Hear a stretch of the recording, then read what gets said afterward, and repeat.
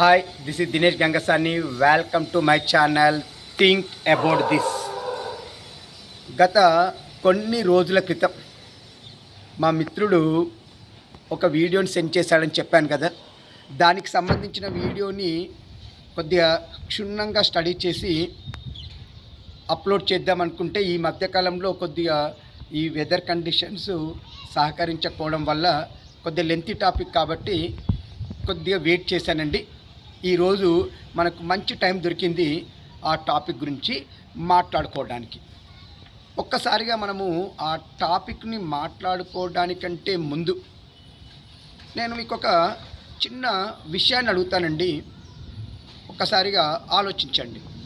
ఇప్పుడు నేను కేసీఆర్ గురించి అడిగాను అనుకోండి.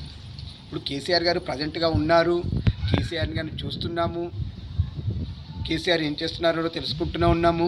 మరి ఇంత కేసీఆర్ గురించి మనం అడిగామనుకోండి, కేసీఆర్కి సంబంధించిన పార్టీ వాళ్ళు కేసీఆర్ గురించి గొప్పగా చెప్తారండి. మిగతా పార్టీ వాళ్ళు ఏం చేస్తారు, ప్రతిదీ అందులో తప్పులు వెతుకుతూ ఉంటారు. అంటే బాగా అర్థం చేసుకోండి. ఇప్పుడు ఇదే రేవంత్ గురించి చెప్పమన్నాం అనుకోండి, ఇక్కడ రేవంత్ గురించి ఆ పార్టీ వాళ్ళు గొప్పగా మాట్లాడుకుంటారండి, ఇక మిగతా వాళ్ళందరూ తప్పులు వెతుకుతుంటారు. ఇలా ఇప్పుడు మోడీ గురించి చెప్పాను అనుకోండి, మోడీది కూడా అలానే ఉంటుందండి. ఎందుకు అంత సోది చెప్తున్నారు అనుకుంటున్నారా? మరి ఇప్పుడు వీళ్ళు మన కండ్ల ముంగటుండి వీళ్ళను చూస్తూ వీళ్ళు ఏం చేస్తున్నారో తెలిసిన, ఇంత టెక్నాలజీ ఉండి ప్రతి ఇన్ఫర్మేషన్ మనం గ్యాదర్ చేస్తున్నా, కండ్ల ముంగట ప్రతిదీ కనబడుతున్నా, ప్రతి టాపిక్లో డైవర్షన్స్ అనేది చాలా స్పష్టంగా కనబడుతున్నాయండి. మంచి ఉంది, చెడు ఉంది. మనకు నచ్చితే చిన్న మంచి జరిగిన దాన్ని పెద్దగా చెప్పుకుంటున్నాం. అదే చెడు జరిగితే వాడు అపోజిషన్ వాడైతే కొద్దిగా చెడు చేసినా దాన్ని పెద్దగా చెడుగా చూపెడుతున్నాము. వాడు మంచి చేస్తే కూడా మంచి అని చెప్పట్లేదు. మరి అలాంటిది ఒక 70 ఏళ్ళ క్రితం అండి, 70 ఏళ్ళ క్రితం జరిగినటువంటి నిజాం పరిపాలన, అంటే అసపు జాహీల పరిపాలన, 1724 నుండి 1948 వరకు జరిగినటువంటి అసపు జాహీల పరిపాలన, అంటే ఎన్ని సంవత్సరాలు రూల్ చేశారండి? 224 సంవత్సరాలు రూల్ చేసినటువంటి అసపు జాహీ పరిపాలనలో మరి మంచిని వెతకడం కంటే ఎక్కువగా వాళ్ళ పీరియడ్లో ఒక లాస్ట్ 20 ఏళ్ళల్లో జరిగినటువంటిది, అంటే 1930 తర్వాత నుండి 48 వరకు ఆ పీరియడ్లో జరిగినటువంటి కొద్ది చెడుని మాత్రమే పట్టుకొని మరి నిజాము రూలింగ్ని, నిజాములు చేసిన మంచిని మొత్తంగా చెడుగా చూపెట్టే ప్రయత్నం చేశారండి. మరి దీనికి సంబంధించిన దాంట్లో కూడా చాలా డైవర్షన్ టాపిక్స్ ఉన్నాయండి.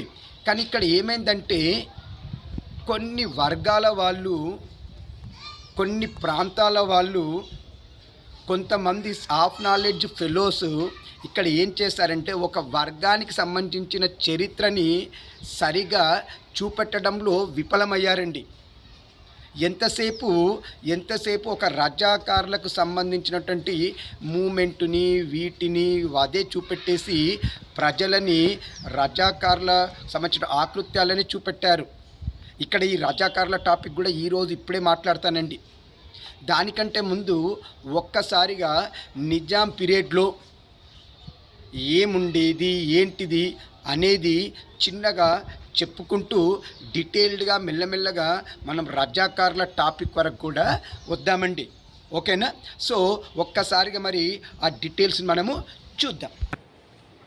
ఓకే వ్యూవర్స్, ఒక్కసారిగా మనము ఈ టాపిక్ని మనము చెప్పుకునే ముందు ఇంకొకటి కూడా మనం మాట్లాడుకోవాలండి. ఇప్పుడు నేను ఒక కేసీఆర్దో, ఒక రేవంత్ రెడ్డిదో, ఒక మోడీదో చెప్పాను కదా. మరి ఇదే కాంగ్రెస్ వాళ్ళు ఇందిరమ్మ రాజ్యం అని గొప్పగా మాట్లాడుకుంటారు. ఏంటి ఇందిరమ్మ రాజ్యం? కాంగ్రెస్ వాళ్ళకి ఇందిరమ్మ రాజ్యం అంటే అది ఒక పెద్ద ఏదో రాజ్యంలా ఫీల్ అయిపోతారు. ఏం జరిగింది ఇందిరమ్మ రాజ్యంలో తెలియదా? మరి ఇదే కాంగ్రెస్ వాళ్ళు ఏమో ఇందిరమ్మ రాజ్యం అని చెప్పేసి భజన చేస్తే, మిగతా అన్ని పార్టీలు ఏమంటాయి? ఇందిరమ్మ రాజ్యం అనేది ఎంత వేస్టో మంచిగా చెప్తాయండి. ఒక ఎమర్జెన్సీని తలపించేటటువంటి రాజ్యం అండి అది. మరి కళ్ళ ముంగట అంతలా ప్రజాస్వామ్యాన్ని కూని చేసినటువంటి ఎమర్జెన్సీ పీరియడ్ని కూడా మన కళ్ళ ముందు ఉన్నటువంటిది ఉన్నా కూడా ఇందిరాగాంధీని పొగుడుతామండి. ఇంకా ఇక బీజేపీ లాంటి వాళ్ళైతే ఏం చెప్తారు అంటే శ్రీరాముని రాజ్యం అంటారండి, రామరాజ్యం. అంటే రామరాజ్యం అంటే ఏందండి, నాకు ఒక్కటి తెలియక చాలాసార్లు నవ్వొచ్చే టాపిక్ అండి ఇది. అంటే రామరాజ్యం అంటే మళ్ళీ ఇప్పటి జనాలని అంటే నిమ్న వర్గాల వాళ్ళని ఇక చదువుకు దూరం చేయడమా? ఇక రామరాజ్యంలో ఎవరికి చదువు ఉండేదండి? ఉన్నత వర్గాల వాళ్ళకే చదువులండి, ఉన్నత వర్గాల వాళ్ళే పెద్ద పోస్టులోనండి. అంటే మళ్ళీ నార్మల్ పబ్లిక్ అయ్యా బాంచన్ దొర అన్నట్టు ఉండడమా? ఇదేనండి శ్రీరామరాజ్యం అంటే. మరి మీకు 1947 తర్వాత నుండి ఈ 2024 వరకు 2024 వరకు మరి ఇంత ప్రజాస్వామ్యం అని చెప్పుకుంటున్న ఈ దేశంలో ఎన్నో ఘోరాలు జరిగాయి కదా. మరి ఇన్ని ఘోరాలు జరిగి ఇంత ఉన్నప్పుడు మరి దీన్ని ఎక్కడెక్కడ పెద్ద హైలైట్ చేయరేంటి? మరి ఎంతసేపు ఒక నిజాం పీరియడ్ని అంటే ఏ రాజుల కాలంలో అయినా ఘోరాలు జరుగుతూనే ఉంటాయండి. అమ్మ ఒక రాజుకి అగేనెస్ట్గా పోతే ఏ రాజు ఊరుకుంటాడండి? ఇప్పుడు ఇవాళ ఇంత ప్రజాస్వామ్యంలోనే క్వశ్చన్ చేస్తుంటేనే కొడుతున్నారు, చంపుతున్నారు. ఒక్కటి ఆలోచించండి, ఈ ప్రజాపాలన ప్రజల పాలన అని చెప్పుకునే ఇప్పుడున్నటువంటి ఈ ప్రజాస్వామ్యంలోనే ప్రభుత్వాన్ని ప్రశ్నిస్తేనే దాడులు చేస్తుంటే మరి రాజుల కాలంలో ప్రశ్నిస్తే దాడులు చేసే అది లేదా? రాచరికం అండి అది రాచరికం. అయినా సరే ఎక్కడ కూడా నిజాములంతా రాచరిక పోకడతోటి పోలేదండి. నా 224 ఏళ్లలో ఒక లాస్ట్లో 20 ఏళ్లలో జరిగినటువంటి ఒక రజాకారుల ఆకృత్యాలు, దాని గురించి కూడా మీకు క్లుప్తంగా ఇప్పుడు వివరిస్తాను, వినండి. ముందుగా మనకు ఇప్పుడు నిజాం పీరియడ్ ఆఫ్ టైంలో ఒక్కసారిగా చూస్తే మనకు 14 సంస్థానాలు ఉండేదండి. ఈ 14 సంస్థానాలు కూడా అప్పట్లో వీళ్ళు నిజాంల కింద వచ్చేసి సేనాపతులుగా లేదా వివిధ హోదాల్లో పనిచేసి మంచి పేరు తెచ్చుకున్న వాళ్ళకి వీళ్ళకు ఈ స్థానాలలో వాళ్ళని అలానే రాజులుగా పెట్టారండి. అలాంటి సంస్థానాలను కొన్ని చూసుకుంటే 14 సంస్థానాలు పాల్వంచ, మునగాల, దోమకొండ, పాపన్నపేట్, గద్వాల్, వనపర్తి, జటప్రోలు, రాజాపేటనండి. ఇదేనండి మా మండలం రాజాపేట. ఇది మా మండలం అండి. రాజాపేట, అనేగొంది, దుబ్బాక, అమరచింత, గురుగుంట, నారాయణపేట్, సిర్నపల్లి, ఈ 14 సంస్థానాలు ఉండేదండి. ఎన్నండి? 14. పాల్వంచ, మునగాల, దోమకొండ, పాపన్నపేట్, గద్వాల్, వనపర్తి, జటప్రోలు, రాజాపేట, అనేగొంది, దుబ్బాక, అమరచింత, గురుగుంట, నారాయణపేట, సిర్నపల్లి.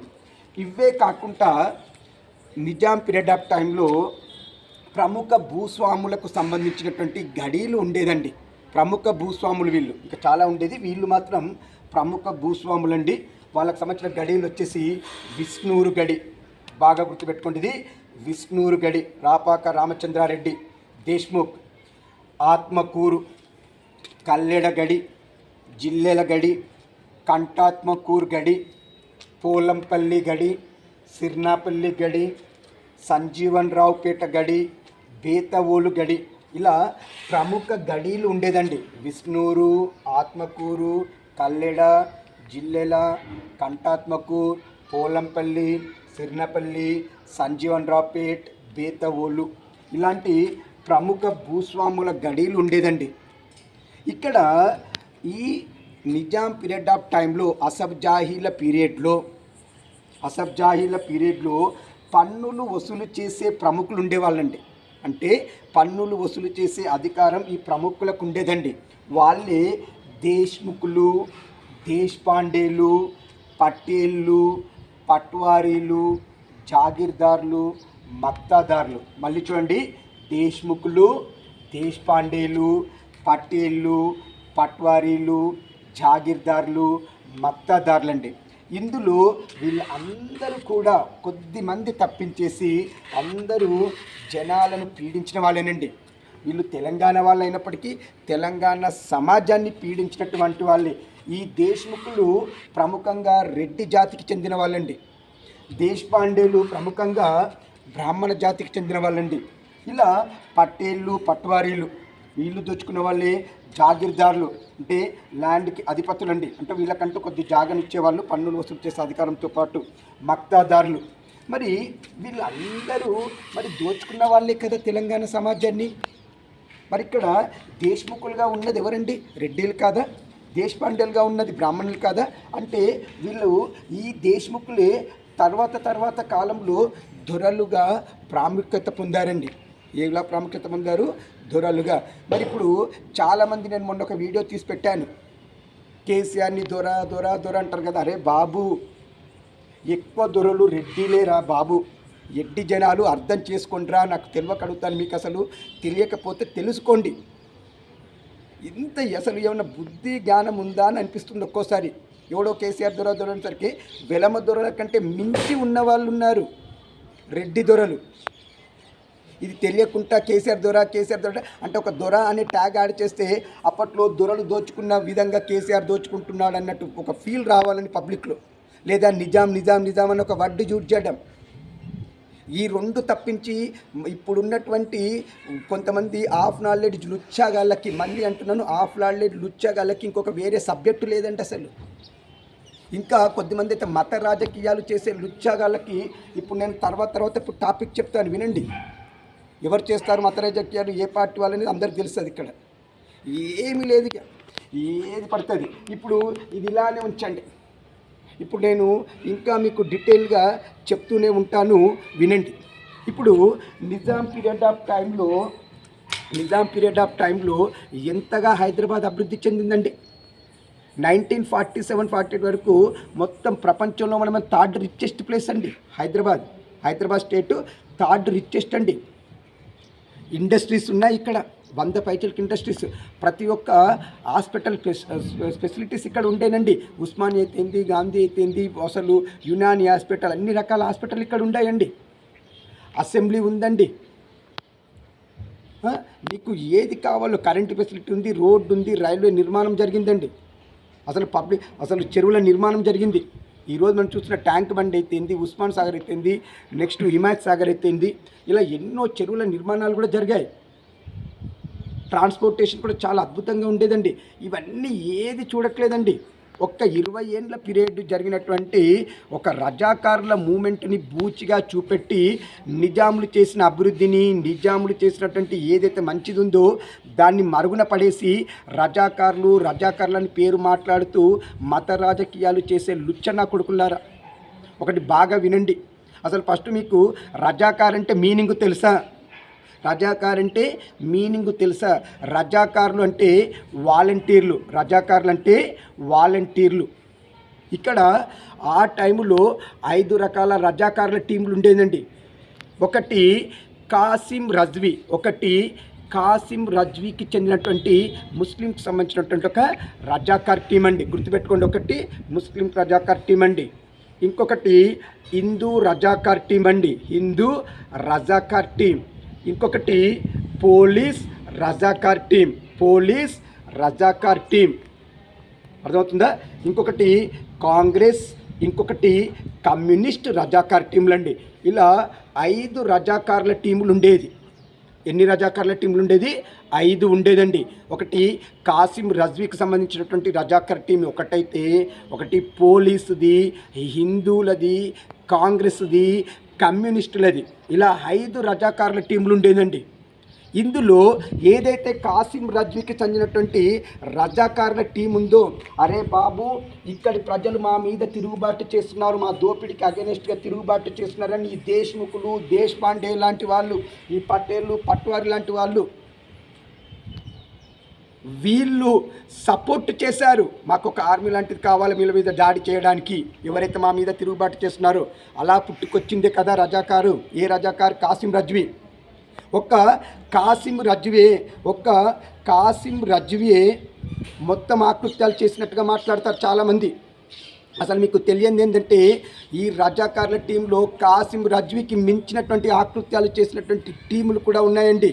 అదే ఎవరు అంటే పోలీస్ రజాకారులు కూడా ఉన్నారు. ఈ పోలీస్ రజాకారులు మన వాళ్ళు కాదండి, మనలా రజాకారులు, మన ఇక్కడ విద్వేషాలు రెచ్చగొట్టడానికి ఎక్కడో అకోలా నుండి వచ్చినటువంటి టీం అండి ఇది. పోలీస్ రజాకారులు, కమ్యూనిస్టు రజాకారులు, మరి వీళ్ళ గురించి ఎక్కడ మాట్లాడారేంటి? అసలు ఈ టాపికే ఉండదు, అసలు ఈ టాపిక్ ఉండదు. ఎంతసేపు రజాకార్లు అంటే ఒక కాసిం రజ్వీని ఏది బూచిగా చూపెట్టి, ఒక ముస్లిం వర్గాన్ని బూచిగా చూపెట్టి, ఎంతసేపు వీళ్ళు దోచుకున్నారన్న ఒక అంశాన్ని బూచిగా చూపెట్టి మత రాజకీయాలు చేసే కుక్కలకి ఇది ఆలోచించండి, ఒక్కసారి తెలుసుకోండి. తప్పు చేశాడు కాదనను, ఇక్కడ కాసిం రజ్వీ ఆకృతలు చేశాడు, తప్పు చేశాడు కాదనను. ఎవరండి గవర్నమెంట్ని క్వశ్చన్ చేస్తే ఎవరు ఊరుకుంటున్నారండి? ఇవాళ రేపు మీరు ఊరుకుంటున్నారా? మత రాజకీయాలు చేస్తున్నా మీరు ఊరుకుంటున్నారా? రైతులు ధర్నా చేస్తే ఢిల్లీలో ఏమైనా ముద్దు పెట్టుకున్నారా మీరు? ప్రజాస్వామ్యంలో మీరు ఇన్ని దాడులు జరుగుతుంటే చూస్తూ కూర్చోవట్లేదా? దాడులు చేయట్లేదా? ఎంత ప్రాణాలు పోలేదండి 1947 నుండి ఈ రోజు వరకు. ఈ ప్రజాస్వామ్యం మనమే చెప్పుకునే దాంట్లో ప్రజాస్వామ్యాన్ని రక్షించండి బాబు. ప్రజాస్వామ్యంలో గొంతెత్తుతే ఎంతమందిని చంపలేదండి? ఇవన్నీ పోయి ఏదో బుద్ధిపూస మాటలు మాట్లాడినట్టు, ఒక కాసిం రజ్వీ ఏదో పెద్ద చేసినట్టు ఈ మధ్యలో జరగట్లేదు అత్యాచారాలు? తప్పని ఒప్పుకోవాలి. కాసిం రజ్వీ చేసింది తప్పే కావచ్చు, కానీ ఒక వర్గాన్ని బూచిగా చూపెట్టే వీళ్ళు మరి ఇప్పుడు ఈ ప్రజాస్వామ్యంలో జరుగుతున్నటువంటి తప్పులకు ఎవరు బాధ్యులు? మీరు కాదా బాధ్యులు? చెప్పండి. మరి కాసిం రజ్వీ టీంతో పాటు ఇవి కూడా 4 ఉండేదండి. మరి వీటి హిస్టరీని ఎందుకు చెప్పారు? మరి ఇదే 1947-48లో ఎప్పుడైతే ఈ పోలీస్ యాక్షన్ జరిగి ఆపరేషన్ పోలో తర్వాత కొన్ని వేల మంది ముస్లిమ్స్ సంబంధించిన వాళ్ళు చంపేశారండి. మరి దాన్ని ఎక్కడ చెప్పారేందండి? ఒక హిందువులు చనిపోయిందో వీళ్ళు చనిపోయిందో మాట్లాడతారు. మరి కమ్యూనిస్టు రజాకారుల ఆగడాలను, కాంగ్రెస్ రజాకారుల ఆగడాలను, మరీ ముఖ్యంగా ఇక్కడ బాగా మాట్లాడుకోవాల్సింది పోలీస్ రజాకార్ల ఆగడాలనండి. ఈ టాపిక్ లేదండి, చాలామందికి తెలియదు. ఇవన్నీ మరుగున పడేశారు. అసలు యాక్చువల్గా రజాకార్ల ఆగడాలు జరుగుతున్నాయని రాలేదండి. మీరందరూ మాట్లాడుకునే సర్దార్ వల్లభాయ్ పటేల్. అరే బాబు, సర్దార్ వల్లభాయ్ పటేల్ ఆపరేషన్ పోలో చేయడానికి ఇంకొక రీజన్ కూడా ఉంది. 2 రీజన్స్ ఉన్నాయి. ఒకటి ఏంటంటే రజాకార్లది తర్వాత సెకండరీ. ఎక్కడ ఈ స్టేట్ హైదరాబాద్ స్టేట్ ఒక ముస్లిం కంట్రీగా సపరేట్గా అవుతే ప్రాబ్లం అవుతుందన్న ఉద్దేశంతో లెటర్ కూడా రాశారండి లాస్ట్ నిజాం మీర్ ఉస్మాన్ అలీ ఖాన్. దానికి అంగీకారం తెలుపలేదు. తెలుపుండి మనసు యుఎన్ఓకి పంపించి అక్కడ కూడా సైన్ అయిపోయి ఉంటే మనం సపరేట్ స్టేట్ కంట్రీ అయ్యేవాళ్ళం. అది ఒకటి పక్కన పెట్టేస్తే ఇంకొక రీజన్ ఏంటో తెలుసా? ఇక్కడ కమ్యూనిస్టు ప్రాబల్యం పెరిగిపోతుంది హైదరాబాద్ స్టేటులో. ఇది మునుముందు మనకు చాలా ఎఫెక్ట్ అవుతుందని ఒక భావనతో ఈ ఐఎన్సి ఇండియన్ నేషనల్ కాంగ్రెస్ వాళ్ళు తీసుకున్నటువంటి యాక్షన్ ఈ ఆపరేషన్ పోలోలో సర్దార్ వల్లభాయ్ పటేల్ ఏదో పీకి ఏదో చేసినట్టు పెద్ద మాట్లాడతారు. ఏదో యూనిటీ ఆఫ్ స్టాచ్యూ కట్టి, అసలు యూనిటీ ఆఫ్ స్టాచ్యూ కట్టాలంటే నెహ్రూకి కట్టాలి. ఎందుకంటే ఆ టైంలో ప్రధాని ఎవడండి? ప్రధాని ఎవరు? ప్రధాని వచ్చేసి జవహర్లాల్ నెహ్రూ. ఇప్పుడు జవహర్లాల్ నెహ్రూ చెప్తేనే కదా. ఇప్పుడు జవహర్లాల్ నెహ్రూ తర్వాతనే హోమ్ మినిస్టరు. అంటే జవహర్లాల్ నెహ్రూ ఆర్డర్స్ ఇస్తేనే కదా చేసేది. సొంతంగా ఆర్డర్స్ తీసుకొని చేసేసాడా? ఇప్పుడు గవర్నమెంట్లో అమిత్ షా కొన్ని పనులు చేస్తుంటాడు. మరి పేరు ఎవరికి వస్తుందండి? మినిస్టర్లు అందరూ ఏదో పని చేస్తుంటే పేరు ఎవరికి మోడీకి రావట్లేదా? అంటే మోడీ చేస్తున్నాడని చెప్తారు కదా. ఇప్పుడు రేవంత్ రెడ్డి ఏదో చేస్తున్నాడు, ఏం చేస్తున్నాడు? రేవంత్ రెడ్డికి ఏదో పేరు వచ్చేది. ఇప్పుడు కేసీఆర్ గవర్నమెంట్లో ఎవరు పని చేసినా కేసీఆర్కి ఏదో పేరు వచ్చేది. రాజశేఖర రెడ్డి గవర్నమెంట్లో ఎవరేం చేసినా రాజశేఖర రెడ్డి కూడా పేరు వచ్చింది కదా. మరి ఇక్కడికి వచ్చేసరికి ఏంటండి? సర్దార్ వల్లభాయ్ పటేల్ కావచ్చేమో, ఫ్రీడమ్ ఫైటర్ కావచ్చు. ఒకవేళ మీరు యూనిటీ ఆఫ్ స్టాచ్యూ కట్టాలంటే నెహ్రూ కూడా యూనిటీ ఆఫ్ స్టాచ్యూ కట్టాలి. అది ఏది లేదు, ఇష్టం వచ్చేట్టు ఎవరికి వాడు ఒక చరిత్రని రాసుకొని దాన్ని వక్రీకరిస్తున్నాడు. అరే ఒక్క డేనే ఏం సెలబ్రేట్ చేసుకోవాలన్నా ఒక్కరికి తెలియదు. ఇక మీరు హిస్టరీ గురించి మాట్లాడతాడు. ఒకడేమో విలీనం అంటాడు, ఒకడేమో విమోచనం అంటాడు. ఏదో పెద్ద ముస్లిమ్స్ వాళ్ళని టార్చర్ పెడితే మేము ఏదో ఫైట్ చేసి ఇండిపెండెన్స్ తెచ్చినామన్నట్టు వాడు విమోచనం అని మాట్లాడతాడు, వాడు విలీనం అంటాడు. రీసెంట్గా ఒక పిచ్చోడైతే ప్రజాపాలన దినోత్సవం జరుపుకోవాలంటాడు, పేరే మార్చిండు. ఏం మాట్లాడతారో అసలు అర్థం కాదు. ఆ రోజుని ఏం జరుపుకోవాలో కరెక్ట్గా తెలియని మీరు ఇవన్నీ ఎట్లా మాట్లాడతారండి?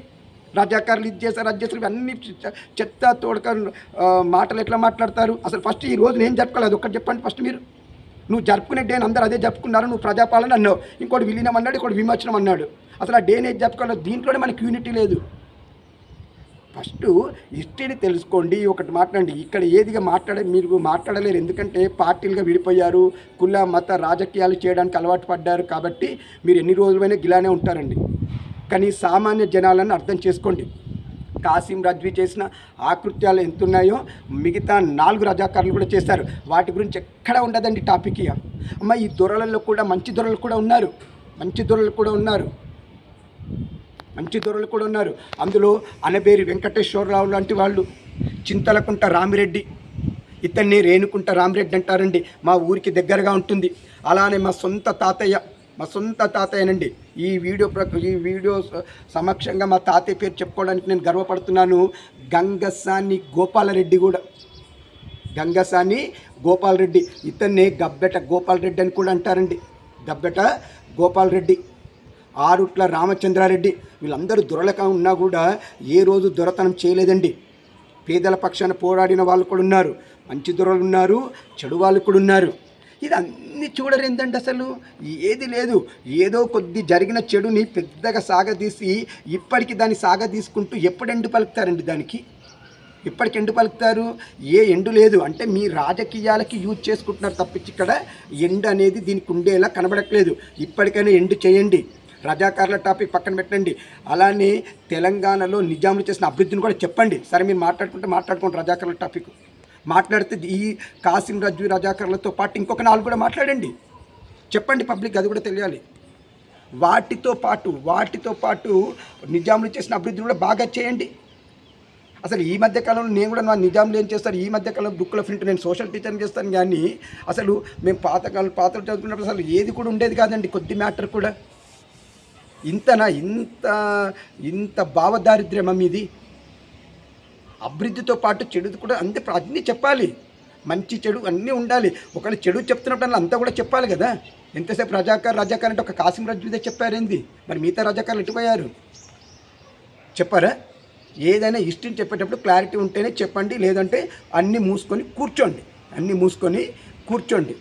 సగం చెప్పేసి అసలే మీరు హాఫ్ నాలెడ్జ్ వాళ్ళు, ఇంకా సగం చెప్పేస్తే పబ్లిక్ ఏం నాలెడ్జ్ వస్తుందండి? అసలే పబ్లిక్ని ఆవేశాలకు గురి చేయడం తప్పించి, అనవసరంగా మీ ఓట్ల రాజకీయాల కోసం పబ్లిక్ని రెచ్చగొట్టడం తప్పించి ఇంకొకటి లేదు.